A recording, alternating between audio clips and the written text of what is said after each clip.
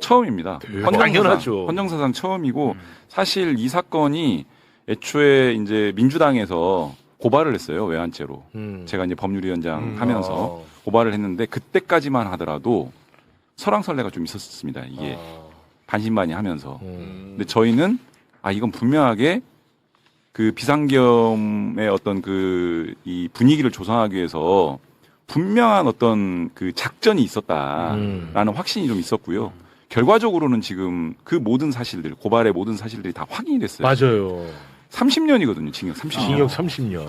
그리고 이 사건과 관련해서는 말하자면 지금 북한에 대해서 우리의 군사적 실체를 노출시키고 네. 또 그럼으로 인해서 우리의 군사상 이익이 현저하게 중대하게 해함을 가져온 사건이다라고 이제 규정을 했기 때문에 맞습니다. 저는 30년도 부족하다고 생각하지만 그건 맞죠. 선고 형량 자체는 엄중하게 지금 사건을 본 것이다라는 게 확인이 됐고요. 네. 윤석열만이 아니죠.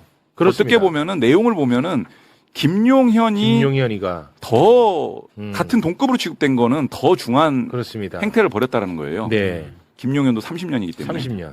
대통령하고 동급이에요, 형은. 네. 그러니까 얼마만큼 악질적인 행태를 했는지를 선고형에서도 확인할 수 있습니다. 그렇습니다. 이거 엄청나게 큰 뉴스야. 그렇죠. 그런데 이게 지금 거의 안 다뤄지고 있습니다. 한 가지 조금 지적해야 될 부분이 있는데요. 당시에 직위원 재판부는 윤석열 이 언제부터 계엄을 모의했냐? 12월 1일. 12월 1일이라고 딱 적시해놨어요. 네. 근데 그 판결을 깬 겁니다. 네. 그러니까 사전에 모의했다. 그렇습니다. 안가 해동 때부터. 그리고 약간 아쉬운 점은요. 노상훈 수첩이 위법 수집 증거다라고 해서 증거로 채택하진 않았는데요. 다만 조금 진전된 판결은 있습니다. 김용현과 노상원이 비상계엄을 논의했다는 점은 또 인정을 했어요. 네. 그렇기 때문에 직위원 재판부가 지금 엉터리 재판한 게 맞아요. 속속 지금 다른 재판에서 네. 들통나고 있습니다. 맞습니다. 정확한 지적입니다. 고맙습니다. 네. 와. 야, 이게 나는 진짜 이게 가장 악질로 우리가 얘기를 계속했잖아. 맞아요. 우리의 생명을. 예, 이거 대한민국 전체를 네. 위협으로 빠뜨리는 일이잖아. 이게 미친 거지, 사실. 전쟁 날 수도 있었어요. 맞습니다. 이 근데 재판 국민의힘은 끝까지 아니라고. 야, 이제는 말 못하지. 네, 그렇죠. 판결 났으니까 이제 두고 가야겠네요. 그렇습니다. 그러면 또 대법 얘기하겠지. 맞아요. 요 재판이 비공개 재판으로 돼요. 네. 그래서 저희가 좀 깜깜이 재판이라서 오늘 조금 걱정했는데 왜냐면 오늘 선고할 때 재판부 출입할 때 저희 활동가들 양발까지 다 벗겼어요. 녹음할까 봐. 녹음. 네, 그래서 제가 되는 건 이 판결문이 비공개될까 봐 약간 걱정되는 건 있습니다. 왜냐하면 항소심에서 깨질 수 있는 법리들을 저희가 모니터링을 해서 맞다. 또 의견서도 내고 해야 되는데 네네. 그 부분은 국회에서 좀 판결문 익명화되지 않고 네. 국가 보안에만 조금 지장이 없다면 판결문 그대로 좀 받아낼 수 있도록 좀 많이 관심 가져주시죠. 그럼 우리 이용우 네. 그러면 예. 내란 재판에서 판시했던 내용들이 유사하게 나오는데 양형 관련해서 그러니까 내란 때도 이제 그 빠르게 종결됐잖아요. 그것을 유리한 양형 사유로 삼으면 안 된다라고 법원에서 봤듯이 북한의 도발이라든지 그 군사적 긴장 상황이 전면화되진 않았어요. 네. 그런 부분들에 대해서 유리한 양형을 주장을 했나 봐요. 법원에서는 당신들 때문에 그런 일이 발생하지 않은 게 아니고 그렇지. 맞습니다. 그런 식으로 이제 판시를 또 해요. 잘했네. 확실하게 선을 그어줍니다. 네. 그다음 두 번째는 또 탓을 해요. 남 탓을. 네. 국가안보실 이 사람들이 나한테 보고 안 했다 뭐 이러면서. 근데 그것은 당신네들이 숨기지 않았냐. 자기들끼리만 쿵짝쿵짝 해가지고 국가안보실 자체가 인지하지 못하게 만들어 놓고 왜 보고를 안 했다고 하는 등 남 탓을 하냐. 네. 이것도 양형사유로 적시를 합니다. 네. 그러니까 재판부가 전반적인 선고형부터 판시의 내용들이 오금을 탁탁탁 다 박아놨어요. 너무 네, 좋아. 네. 예. 이거 걱정 많이 했는데 이게 인정 못 받을까봐. 이거는 그래도 참 다행인데 이게 대한민국 국민의 한 사람으로서는 진짜 좀 굉장히 처참하죠. 예. 내란 외환을 다 저지른. 그렇습니다. 네. 네. 윤석열 소식으로 오랜만에 시작을 좀 해볼까 하는데 네. 일반 이적 혐의로 기소가 됐죠. 오늘 1심 선고에서 징역 30년이 추가로 선고되는데 김성환 평론가님 어떤 의미가 있다고 봐야겠습니까? 그동안 이제 내란 사건 재판만 우리가 봤잖아요. 근데 내란의 배경이 됐다고 하는 거. 그러니까 뭐 이른바 이제 적과 내통하거나 이 통모라고 해야 될까요? 그렇게 했다고 하는 이적행위. 그러니까 드론을 알려보내서 북한의 공격을 유도했다고 하는 거. 이게 내란을 일으키는 하나의 뭐랄까요 일으키기 위한 수단으로 했다는 소리를 들었을 때 전 국민이 충격에 빠졌잖아요. 맞아요. 네. 근데 그게 일반 이적이 지금 유죄가 나왔다는 거예요.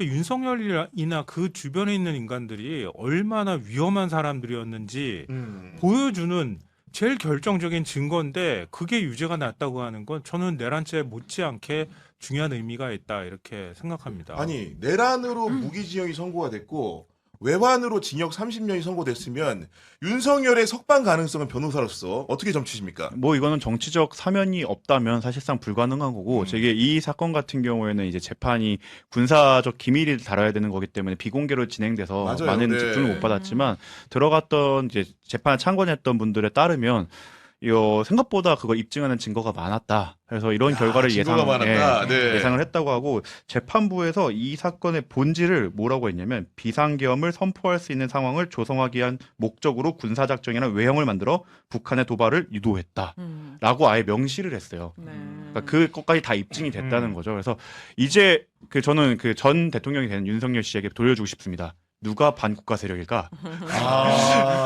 그리고 이제 판결 내용을 저도 이제 검토를 좀 해봤는데 기본적으로 내란과 외환의 관계성을 인정한 겁니다. 그러니까 비상계엄을 선포하기 위해서 국가 비상 상태를 자기적으로 만들기 위해서 이런 외환을 벌였다는 요체 자체를 기본적으로 재판부가 인정한 걸로 보이거든요. 그렇죠. 이 목적부터 시작해갖고 많은 것들을 다 재판부에서 인정한 겁니다. 그래서 지금까지 윤석열이 뭐 정치 투쟁이었다 아니면 뭐 경고성 계엄이었다 이런 논리를 다 싸그리 이제 다 반박을 할 수 있는 판결문이 나왔다고 보시면 될 것 같습니다. 우리 의원님 같은 경우에는 윤석열의 이런 징역 30년 선고 좀 어떻게 평가하십니까? 아니 저는 사실 이적재 부분은 그냥 단순하게 뭐 30년이 더 붙고 안 붙고가 중요한 게 아니라 어게인 세력에 대한 정확한 개념 규정, 성격 규정이 가능해지는 네. 것 같아요. 사실 그냥 단순하게 우리가 민주주의를 해쳤다, 뭐 국회를 침탈했다, 그냥 이런 수준의 문제가 아니라 뭐 방금 반국가 세력 이야기도 했지만 윤어게인이라고 얘기하는 게 사실상 실제로 이적 행위에 대한 옹호라는 그렇습니다. 것이 너무나 명확해지는 네. 거잖아요. 그러니까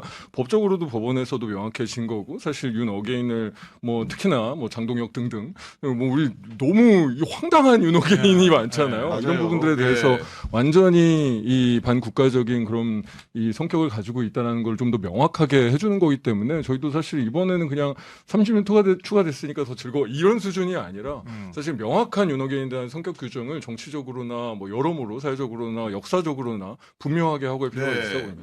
그 윤석열만 징역 30년이 선고된 게 아니라 공동 피고인으로 함께 재판정으로 넘겨진 김용현에 대해서도 징역 30년, 여인영에 대해서도 징역 15년, 김용대에 대해서도 징역 3년 실형이 나온 거 아니겠습니까? 네, 맞습니다. 전부 관련자들이 지금 실형이 나온 거거든요. 그리고 김용현은 오히려 구형량보다 더 높은 형량의 선고가 나왔어요.